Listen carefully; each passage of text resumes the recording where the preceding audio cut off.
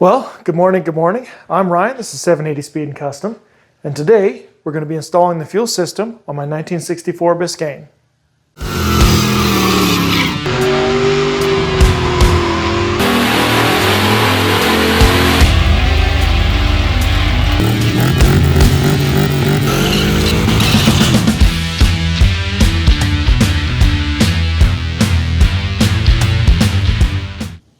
Okay, so obviously I went ahead and bought myself a new fuel tank. I got this guy off of Rock Auto for less than $100, which is a phenomenal deal for what it is. And I bought myself some new tank straps while I was at it. So first thing I'll do, obviously, is mount the new straps so I can get the new tank mounted in. I already went ahead and installed a new pickup and sending unit. Obviously, as I'm switching to EFI, I bought a sending unit that has a provision for a return line here. That way I don't have to drill anything into the tank, add fittings, anything like that. I'll just be able to hook it up right here. Everything should mount up like factory and work great. So what I've done is I got myself an inline external fuel pump. Now this is a automotive GSL 392.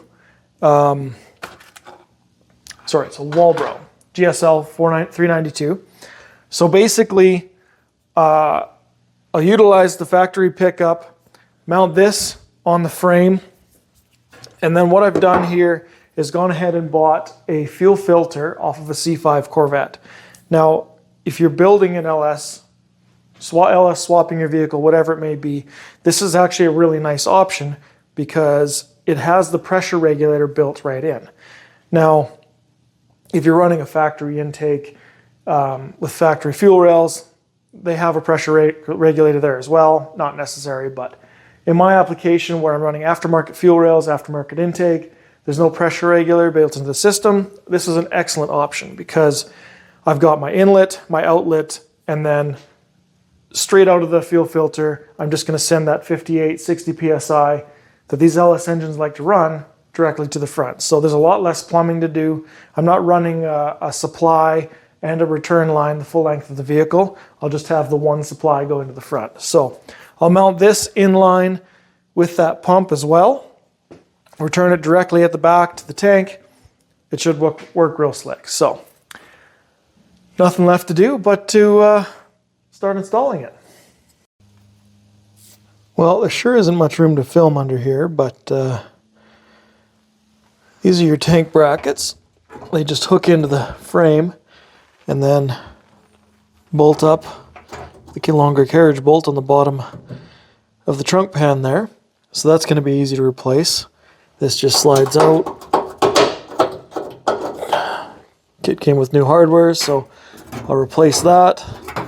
This all just pops out of there. In theory. Well, it will. Just can't do it one-handed. So replace those, get the tank bolted up, and then we can start working on the fuel system. Alright, so the fuel tank is in there. It's a little bit of a battle to get those straps in, but once you get some shape to them, they do go eventually. Just got to work it a little bit.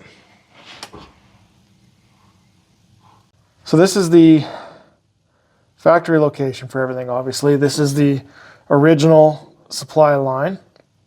I'm going to run a new 3/8 fuel line to the front and replace that old steel line and obviously that rubber.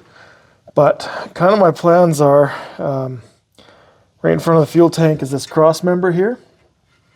So I'm going to put a plate come off of this cross member up to about here, and I'll mount my pressure regulator and my fuel pump along here, and then I'll just loop down to that regulator, or to the fuel pump, to my regulator, and then loop back and supply, so everything will be just nice and tight and kind of right here. Obviously supply return, so it should be easy access to get to if anything goes wrong. Be nice and tidy. Everything will be short, close, really accessible here, so I think that'll work good. I'll just We get a piece of cardboard, kind of figure out some measurements, where I'm going to mount everything, and then I can transfer that to metal and start building a plate to either bolt or weld to this cross member. So go from there. All right, this is kind of what I'm thinking.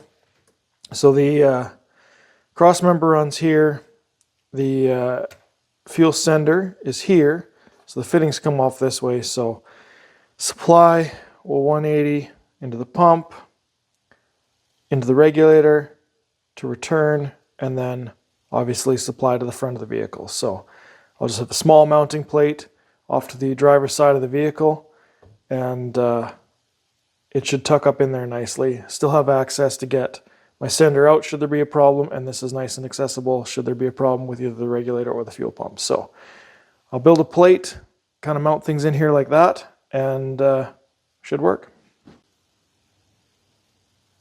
All right, well, there again, simple CAD design, just a piece of cardboard, marked out where I wanted my holes. Use a center punch to mark those out onto steel, drilled the holes, cut the plate out. This should work just fine.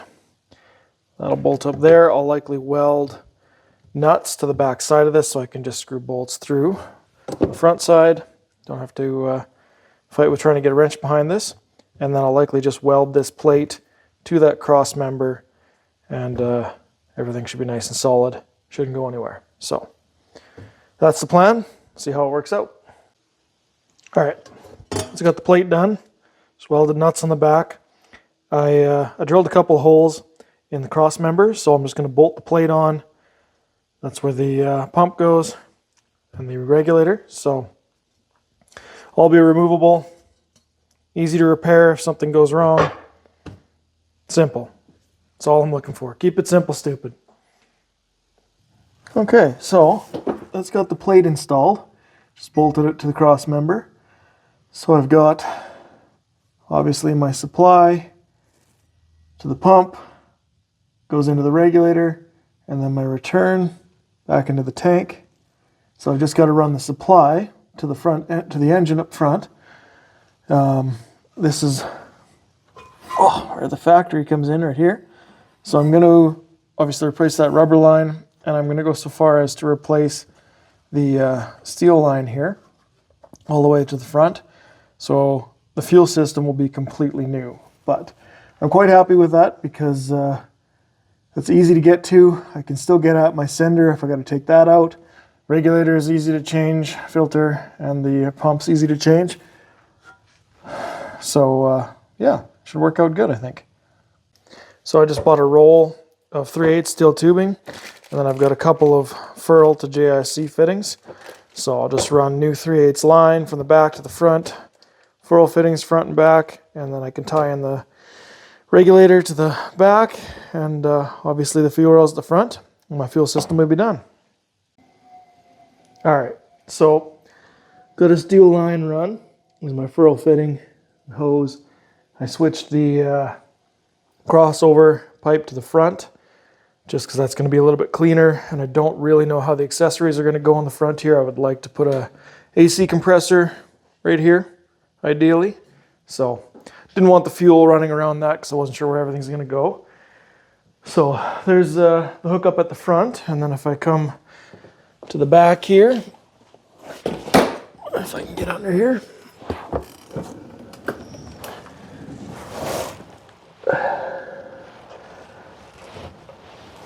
And there's everything hooked up at the back.